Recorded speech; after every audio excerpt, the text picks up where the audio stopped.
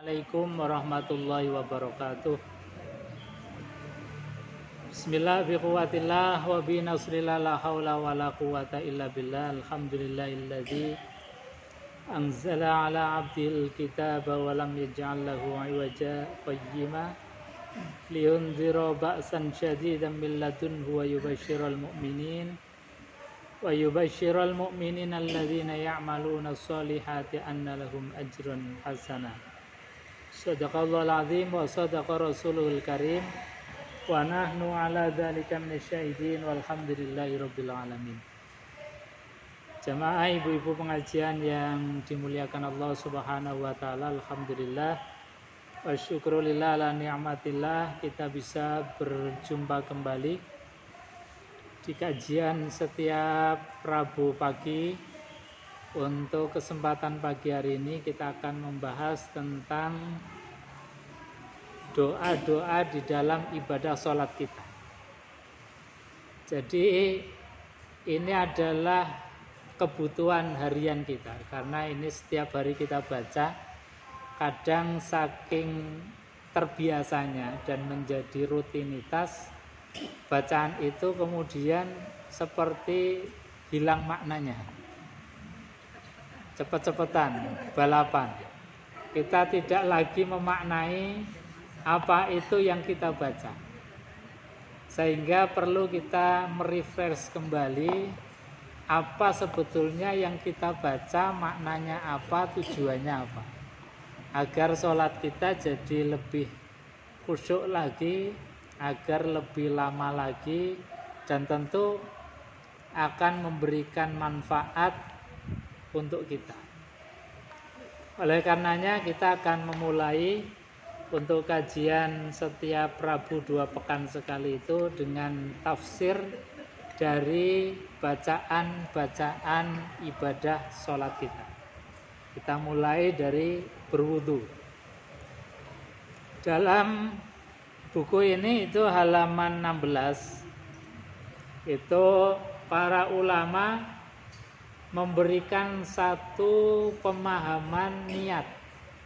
Jadi niat yang bentuknya nawaitul wudu ali raf'il hadasil asghari fardholillahi ta'ala, itu sebetulnya adalah caranya guru-guru kita, para ulama kita, untuk memudahkan supaya kita paham niatnya seperti apa.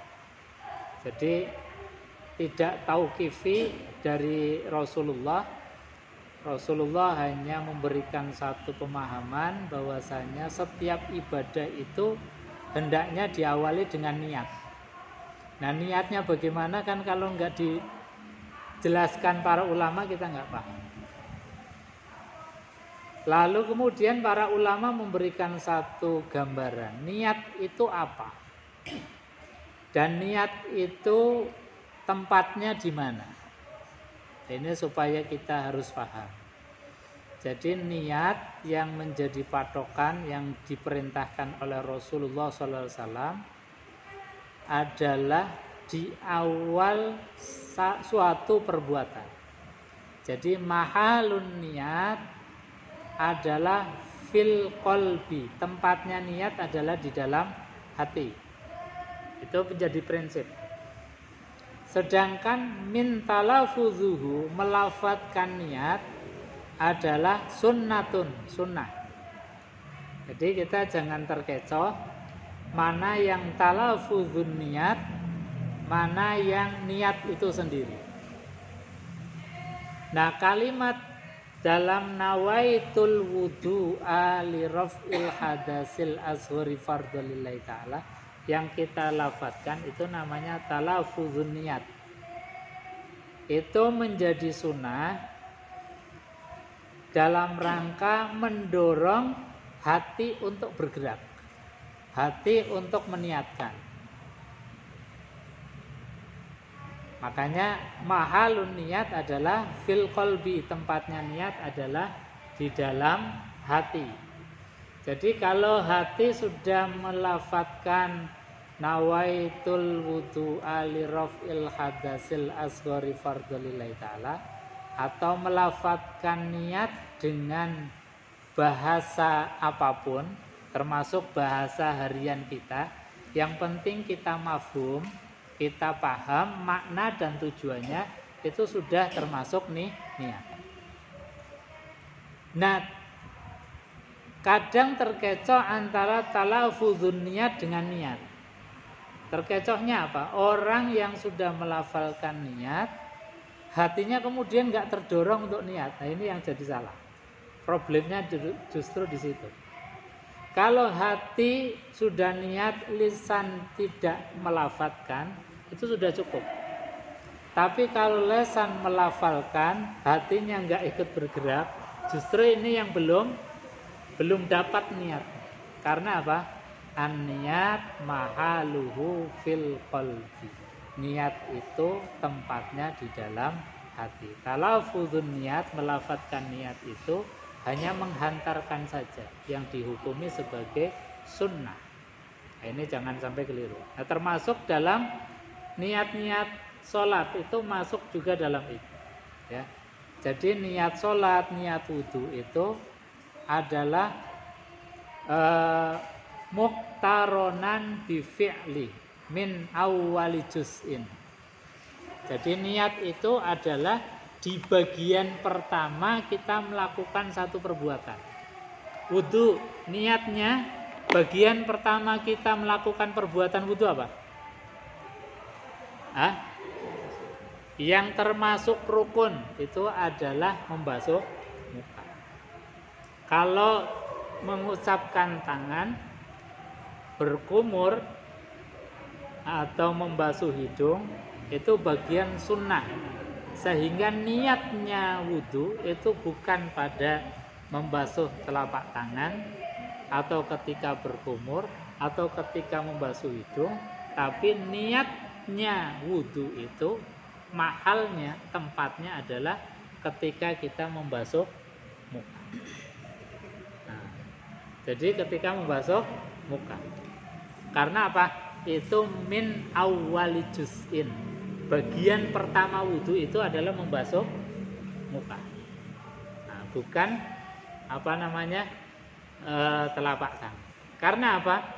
Karena ketika kita itu membasuh telapak tangan, masih ada jeda waktu untuk melakukan rukun pertama, yaitu membasuh muka. Sehingga para ulama itu kemudian menjadikan niat itu bukan pada membasuh tangan atau berkumur atau membasuh hidung. Karena apa? Antara membasuh tangan, berkumur, membasuh hidung itu kan masih ada rentang waktu jeda. Nah, jeda itu bisa kemudian menjadikan niat itu berubah. Makanya niat itu adalah min awwali juz'in.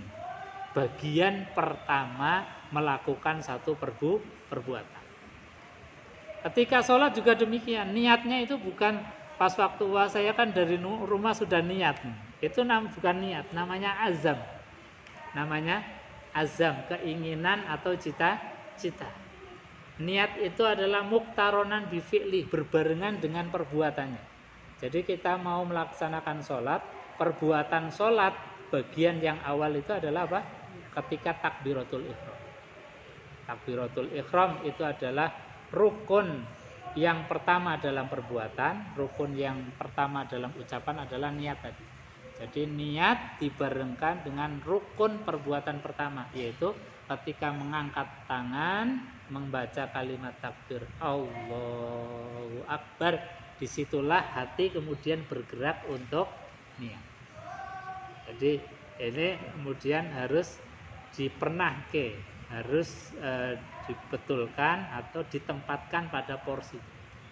Jadi wudhu itu bukan juz pertama, itu bukan membasuh tangan, bukan berkumur, bukan membasuh hidung, tapi niatnya adalah ketika kita membasuh muka. Karena dalilnya kan jelas dalam Quran, ya ayyuhalladzina amanu idza qumtum ilas sholati faghsilu wujuhakum.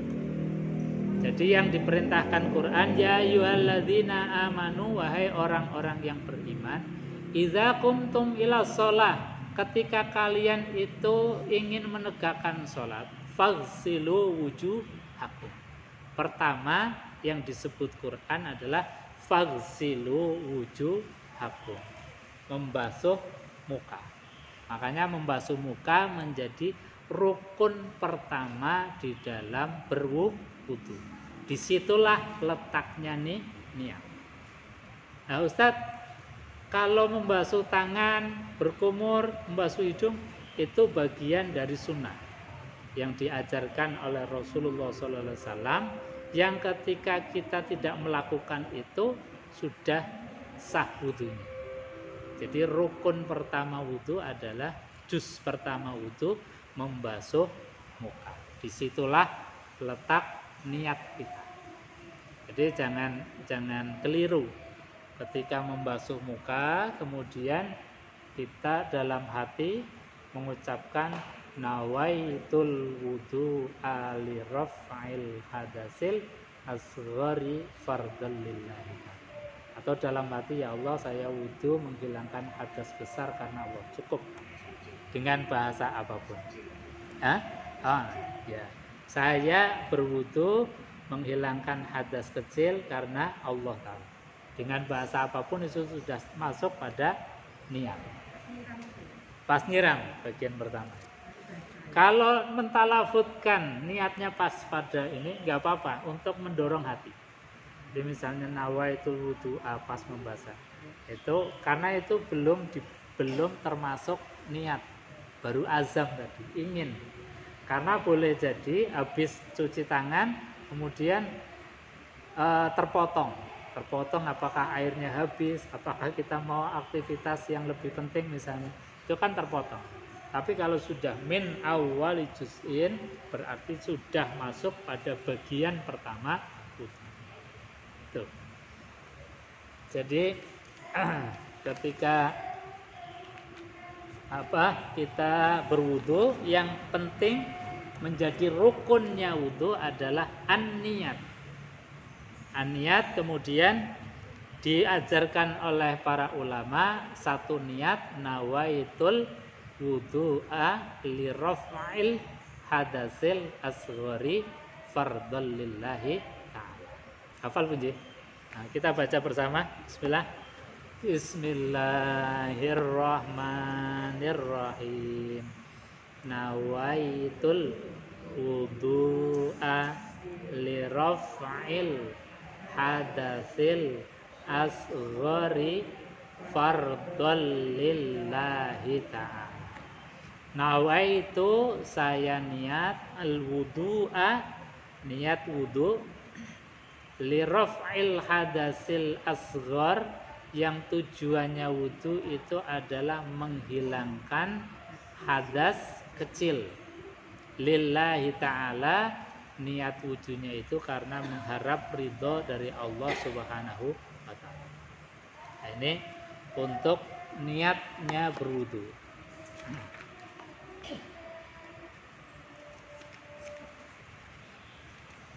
Kemudian di dalam wudu ini karena kita nggak membahas fikih, mungkin fikihnya nanti kalau ada tanya jawab saja kita bahas beberapa hal.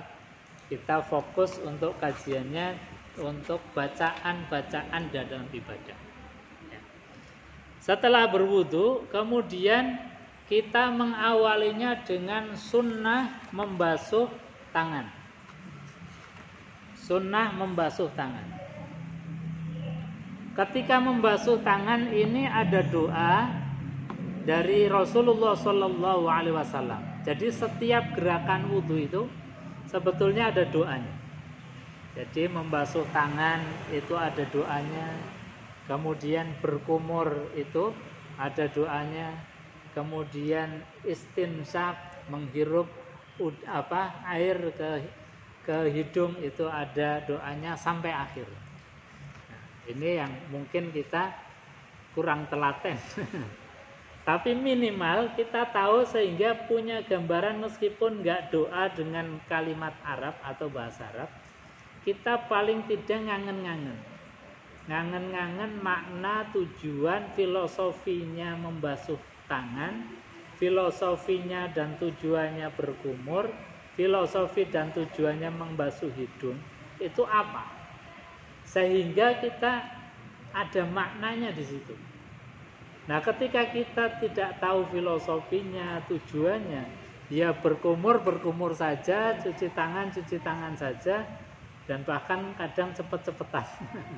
Nah, ini yang kita harus mulai kemudian melatih diri.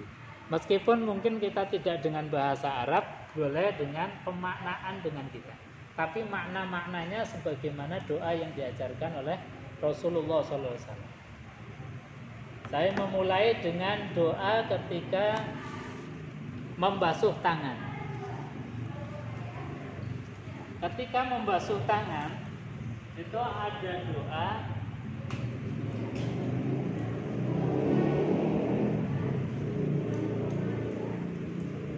ini membasuh tangan, doa yang pertama, Allah alhamdulillahilladzi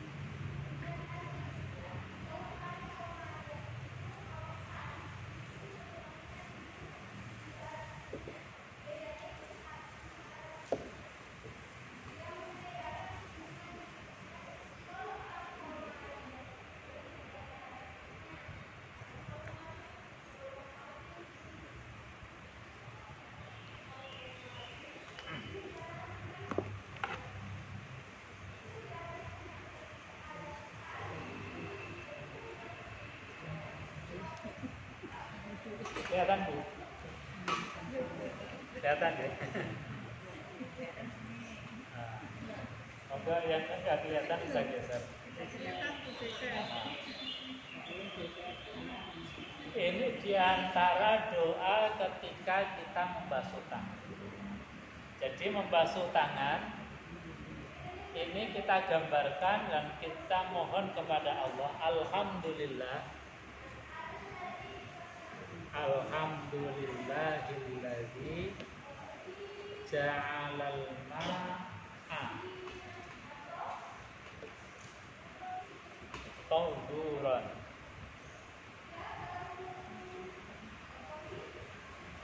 Ketika kita mengambil air yang digunakan untuk membasuh, membasuh tangan itu kan bagian dari sunnah. Sebagian itu para ulama mewajibkan dalam hal-hal tertentu. Hal tertentu wajib membasuh tangan, itu disebutkan di dalam hadis Rasulullah adalah ketika kita istiqozo minan anin naum. Jadi ketika baru bangun tidur, membasuh tangan ketika mau wudu, itu sebagian ulama menghukumnya sebagai wajib. Karena apa? Dalam hadis Rasulullah SAW itu disebutkan sebabnya karena ketika kita dalam keadaan tidur, tangannya kan nggak tahu kemana-mana. Nah, ketika nggak tahu kemana-mana, mungkin itu pegang najis dan lain sebagainya, maka ketika wudhu itu harus atau dihukumi wajib untuk mencuci tangan. Jadi dalam keadaan tertentu. Sebagian ulama menghukumi wajib dalam segala hal. Tapi seperti Imam Syafi'i itu hanya menghukumi sunnah, wajibnya ketika baru bangun tidur. Sebetulnya wajibnya baru bangun tidur itu bukan hanya untuk itu saja. Karena untuk misalnya kita mandi dan aktivitas lain pun tetap harus dibersihkan. Nah, ketika kita membasuh tangan, mengambil air, itu kita bersyukur kepada Allah Subhanahu wa Ta'ala dengan kalimat Alhamdulillah. Kenapa? Karena dapat atau bisa mendapatkan air, bisa menjumpai air itu sudah kenikmatan luar biasa. Karena tidak semua orang ketika mau beribadah untuk mengambil wudu bisa mendapatkan air. Karena ketika kita mendapatkan air itu rasanya syukur. Ya Allah, alhamdulillah ada air, kita bisa berwudu. Ini kita di negara yang tropis saja kadang-kadang sempat kelangkaan air. Kemarin saya di Jawa ini seminggu pamnya nggak ngalir, bingung. Jadi ketika dapat air itu rasanya luar biasa. Apalagi kalau orang-orang di tempat yang memang kering atau padang pasir seperti Arab Saudi, ketemu air itu luar biasa. Ketemu air, mendapatkan air itu sudah kenikmatan yang luar biasa. Kita ini hilang rasa nikmatnya karena memang kita tiap hari air itu melimpah, air itu ada terus. Apalagi yang punya sumur sendiri ya sudah merdeka.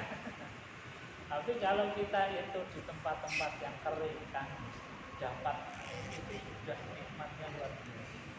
Maka kalimat pertama ketika kita mendapatkan air itu syukur kepada Allah, alhamdulillah alladzi ja'alal ma'a tahura. Ya Allah, segala puji bagi Engkau, alladzi yaitu zat, ja'ala yang telah menciptakan al-ma'a yaitu air, menciptakan air yang bagaimana? Tahuran, yang suci. Jadi rasa syukur kita mendapatkan air itu kita gambarkan, kita wujudkan di dalam ketika membasuh tangan. Mendapatkan air itu sudah merupakan nikmat yang luar biasa.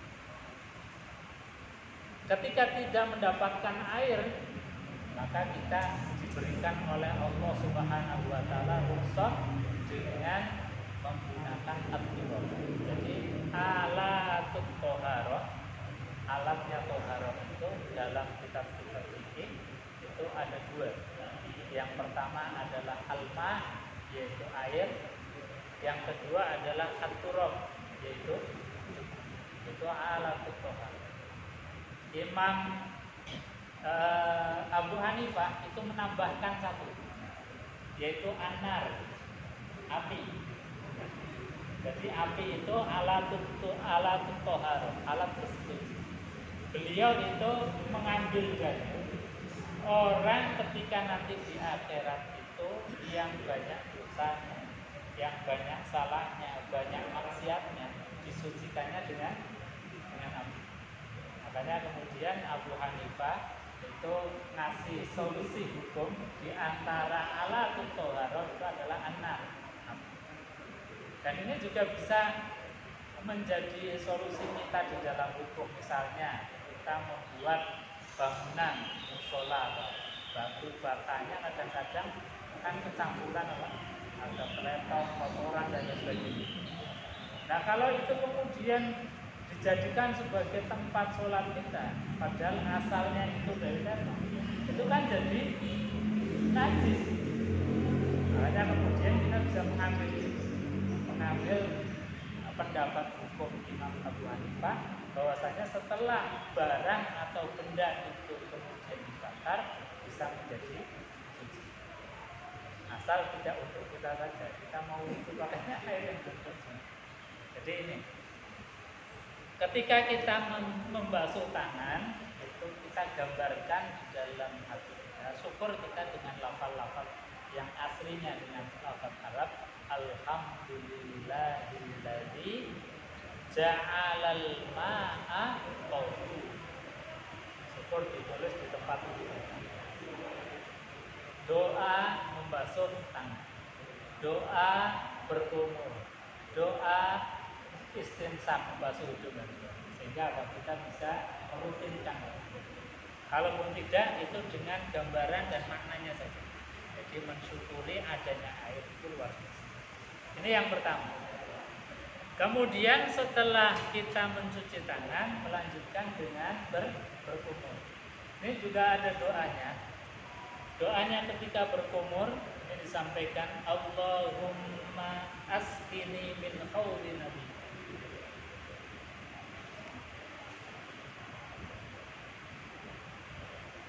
Allahumma asqini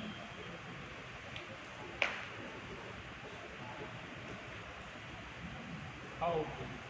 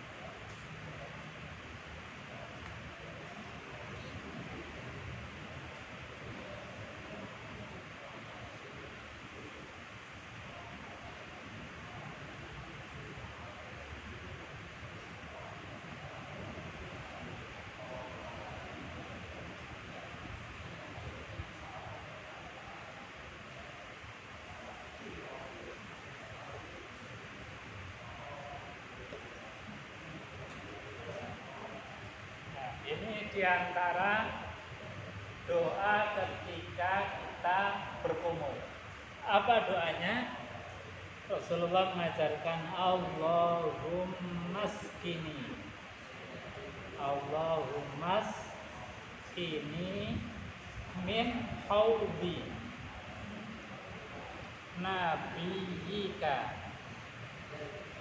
Muhammadin sallallahu alaihi wasallam kahsan la azma'a ba'dahu abadan.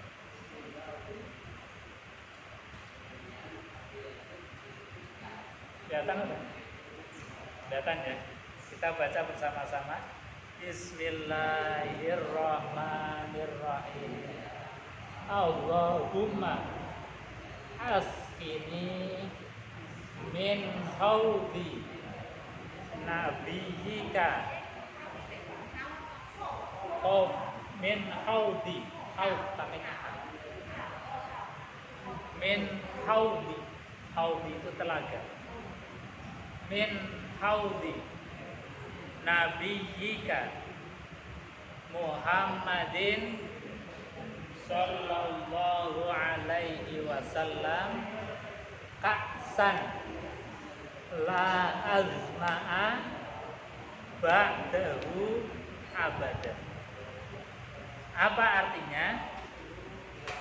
Ketika kita itu berkumur, kita mohon kepada Allah Subhanahu wa taala, Allahumma, duhai Allah.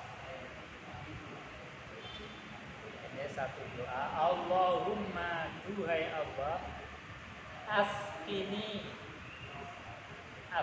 itu berilah aku minum.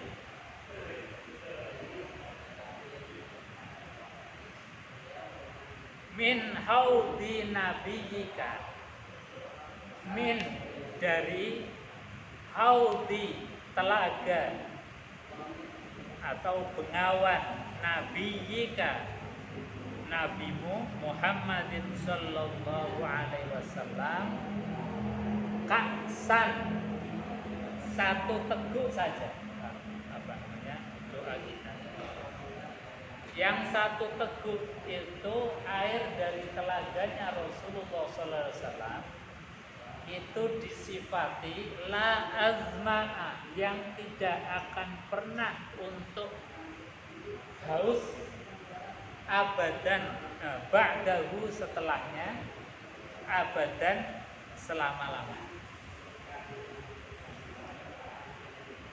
Maknanya apa? Ketika kita membasuh mulut kita, itu kita ada satu permohonan kepada Allah Subhanahu wa taala, satu kesadaran, ya Allah, jadikanlah mulutku ini mulut yang nanti di surga bisa meneguk air meskipun hanya satu tegukan dari air telaganya Rasulullah SAW. Yang sifatnya air telaganya Rasulullah sekali teguk saja atau satu teguk saja itu sudah bisa menghilangkan rasa haus ba'dahu setelah minum itu abadan untuk selama-lamanya. Nah, ini adalah barokah atau sirriyah atau fadilahnya dari ketika kita di dunia itu memperbanyak berkumur. Orang yang di dunianya itu membiasakan wudu dengan berkumur, maka mulutnya itu nanti di akhirat akan mudah, bahkan diberikan kesempatan untuk meneguk air telaganya Rasulullah SAW. Nah, ini diantara sirriyahnya. Dan siapapun yang ahli wudu, kalau ahli wudu berarti otomatis ya diawali dengan cuci tangan, dengan berkumur. Maka pasti insya Allah kita akan mendapatkan satu kesempatan, diberikan satu teguk dari telaganya Rasulullah. Nah, ini satu hal yang kemudian kita nikmati dalam hidup.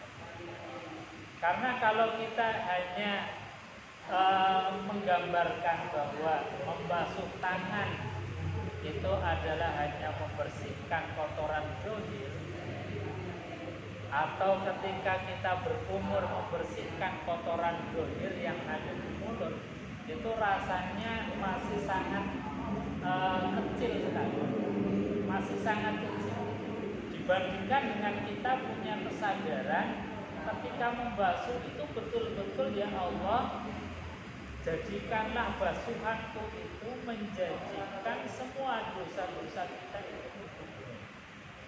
Dan memang di dalam hadis Rasulullah SAW itu disebutkan di dalam hadis Rasulullah, ketika kita itu membasuh tangan, maka khatirat berguguran semua dosa-dosa yang ada di tangan.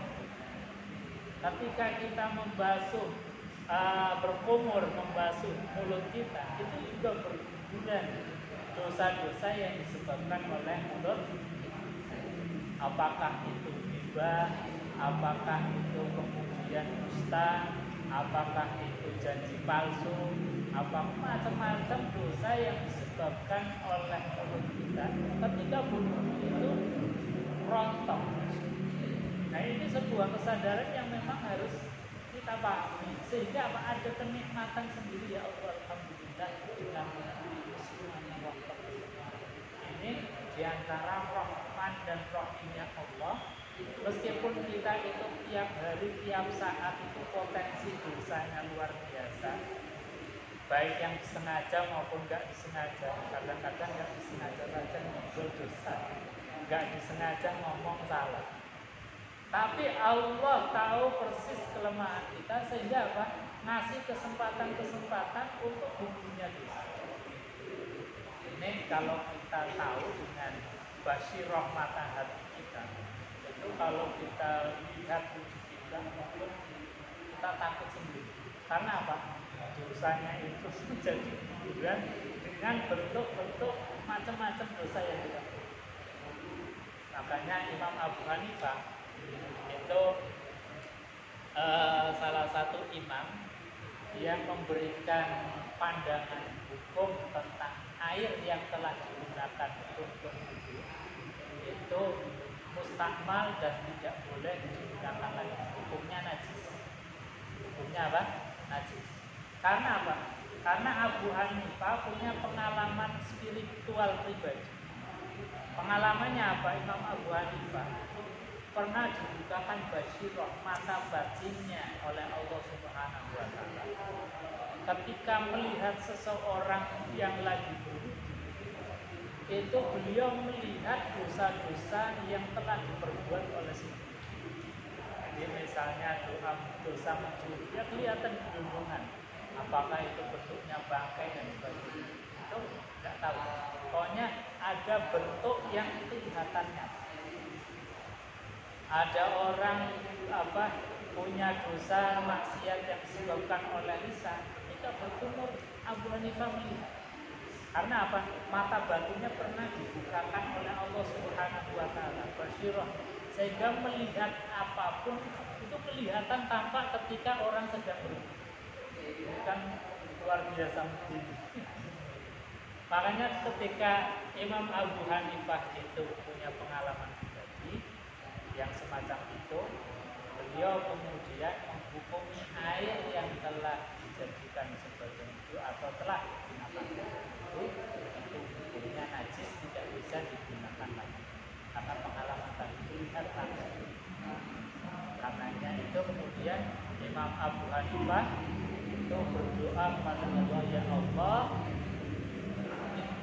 kamu mohon untuk ditutup kembali supaya tidak melihat aibnya saudara-saudara kami.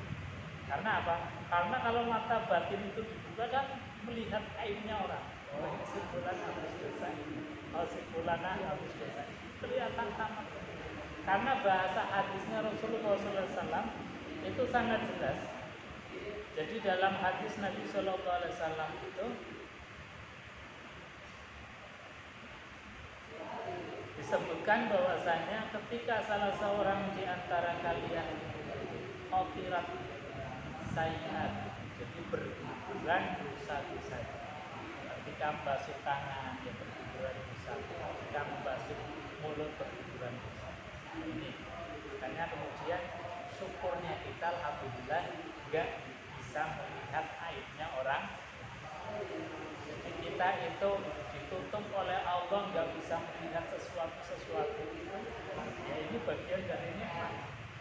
Karena apa? Kalau kita itu kemudian dibukakan setiap kali basiroh kita bisa melihat, itu kan bisa kita ini bisa menghukumi oh ini harus dosa ini. Padahal syariat itu memberikan satu panduan hukum. Kalaupun kita tahu tentang aibnya seseorang, maka wajib untuk hukum.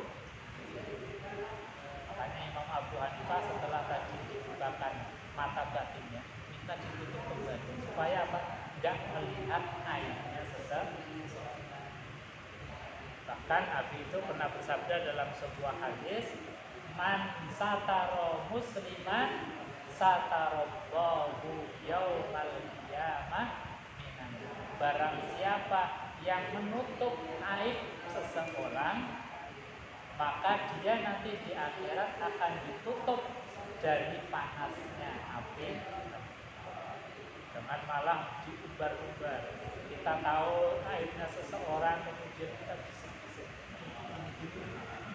Itu namanya membuka aib seseorang. Kecuali di depan hukum mahkamah boleh kita berbicara. Tapi selagi kita tidak berada di dalam mahkamah atau di depan meja hukum, itu hendaknya kita menutup rapat-rapat aib yang kita tahu dari orang. Kalau kita tahu aibnya seseorang kemudian kita menutup rapat, ada orang tanya pun kita etok-etok tidak tahu. Ada orang pengen mengetahui atau kepo dengan persoalannya orang lain, kita jawab saja tidak tahu. Artinya apa? Kita menutup. Dan setiap kali kita menutupi aibnya seseorang, berarti kita sedang mendapatkan tiket ditutup oleh Allah dari panasnya nanti. Jadi ini satu gambaran bahwasanya ketika kita membasuh atau berkumur itu luar biasa. Kita harus punya kesadaran ya Allah, dengan aku berkumur ini dosa-dosa lisanku semuanya berkumur. Ya Allah, dengan aku berkumur ini mudah-mudahan aku nanti di akhirat bisa meneguk air dari telaganya Rasulullah Sallallahu Alaihi Wasallam. Gambaran-gambaran itu yang kita mulai hayati, ada makna-maknanya, tahu tentang hakikat dan tujuannya di dalam hidup. Insyaallah hidup kita akan semakin. Kemudian yang ketiga, ketika kita istinsyaq, jadi di dalam membersihkan hidung itu sunnahnya tidak cukup hanya membersihkan bagian-bagian luar saja, tapi sunnahnya di dalam membersihkan hidung namanya dalam bahasa fikihnya adalah istinsyaq. Apa itu? Mengambil air, kemudian kita masukkan air itu, sedot dimasukkan sampai rodo panas keringan itu namanya istinsyaq. Kemudian kita semprotkan keluar. Ini nikmatnya luar biasa. Sakit, memang nikmat. Pernah? Iya, memang itu tujuannya. Jadi untuk membersihkan diantaranya sinusitis namanya. Ya, itu bagian rongga-rongga hidung. Yang hidung itu kan setiap saat kemudian menarik menghirup udara, yang udara itu bercampur dengan macam-macam.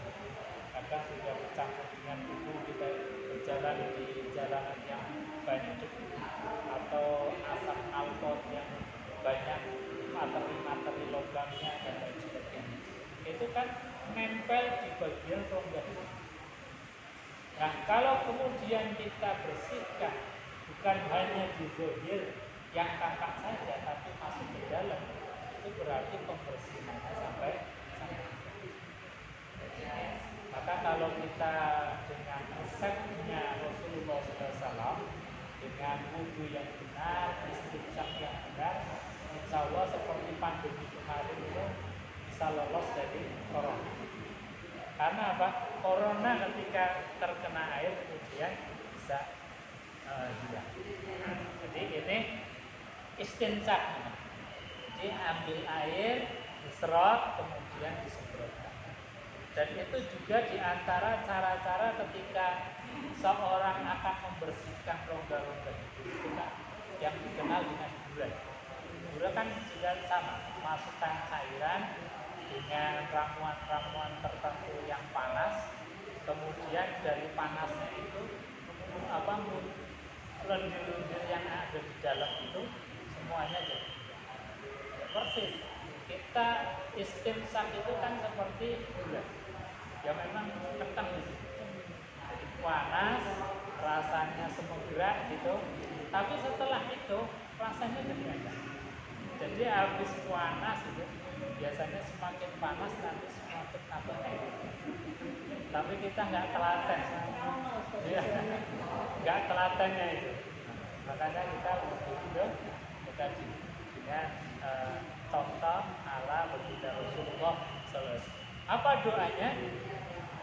Doa yang diajarkan oleh Rasulullah SAW.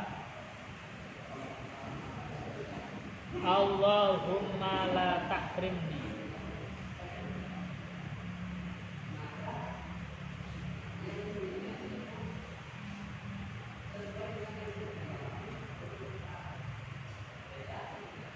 Kata Rasulullah, Allahumma la tahrimni raihata na'imika.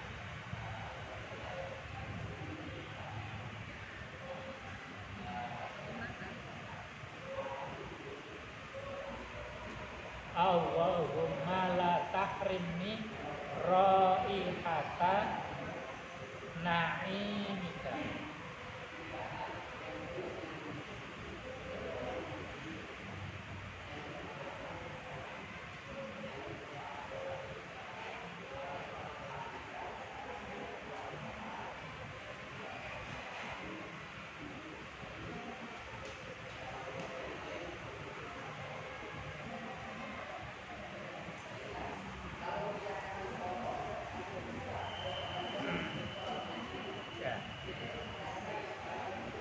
Ini diantara hal yang perlu kita renungkan, resapi ketika kita membasuh hidung.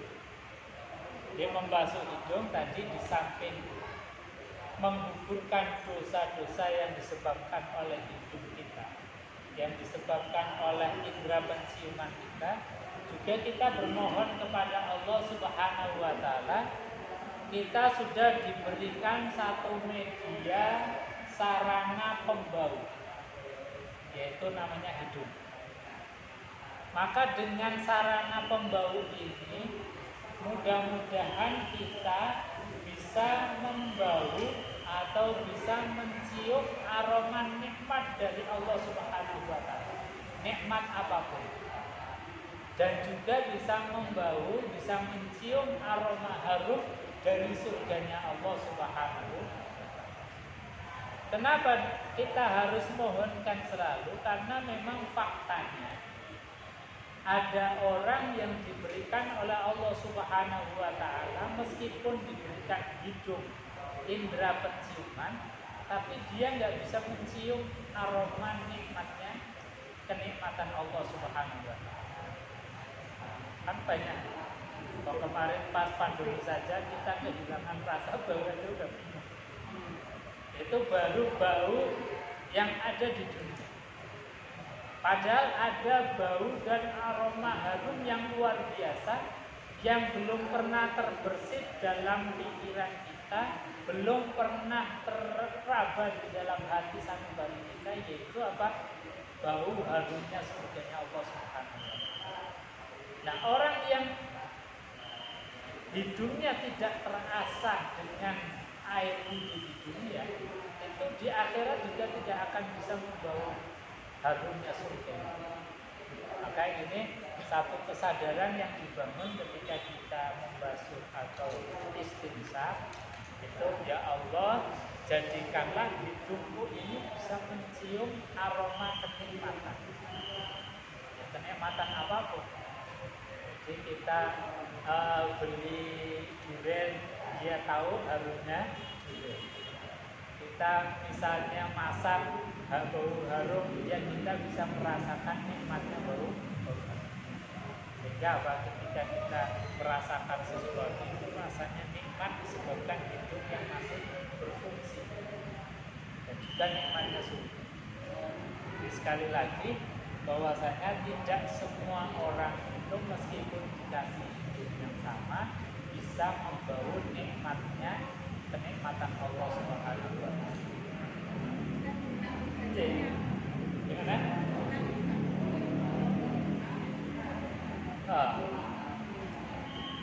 Kita baca ya. Allahumma la tahrimni raihata na'imika wa jannatika. Sekali lagi, Allahumma la tahrimni raihata na'imika wa jannatika. Allahumma, duhai Allah, la tahrimni, janganlah engkau haramkan aku, janganlah engkau halang-halangi aku. Dari apa? Raihata na'imika, bau harumnya nikmat. Kadang orang punya hidup tapi gak bisa membau. Ya, tadi karena nikmat dari bau atau nikmat penciumannya itu diangkat oleh Allah Subhanahu wa taala. Kita sudah bunyinya luar biasa. Ya contohnya kemarin pas pandemi, orang kalau sudah diangkat penciumannya itu sudah mulai labaan, jangan-jangan kena corona. Itu padahal di dunia. Jadi penciuman itu bagian dari alat kita untuk mengukur bagaimana kita nanti di akhirat mendapatkan bau harumnya surga Allah Subhanahu wa taala. Maka tadi dikasih fasilitas, ada wudhu kita istinsaq, sehingga apa? Penciuman kita itu bisa berfungsi terus dengan baik, dengan supaya bisa mencium raihata naimik. Jadi bau harumnya nikmatmu, wa jannatik, dan juga bau harumnya surga. Ini doa di antara pembuka dalam doa. Kita baca bersama dulu 3 doa ini ketika membasuh tangan, berkumur, kemudian doa ketika istinsaq. Kita mulai dengan bismillah. Bismillahirrahmanirrahim. Sarang-sarang. Alhamdulillahilladzi ja'alal ma'a tahura. Yang kedua, Allahumma askini min haudi nabiyyika Muhammadin sallallahu alaihi wasallam ka'san la azma'a ba'dahu abada. Doa istinsaq. Allahumma la tahrimni raihata na'imika wa jannatik. Ini 3 doa di dalam. Mungkin ada yang mau ditanyakan atau didiskusikan, silakan.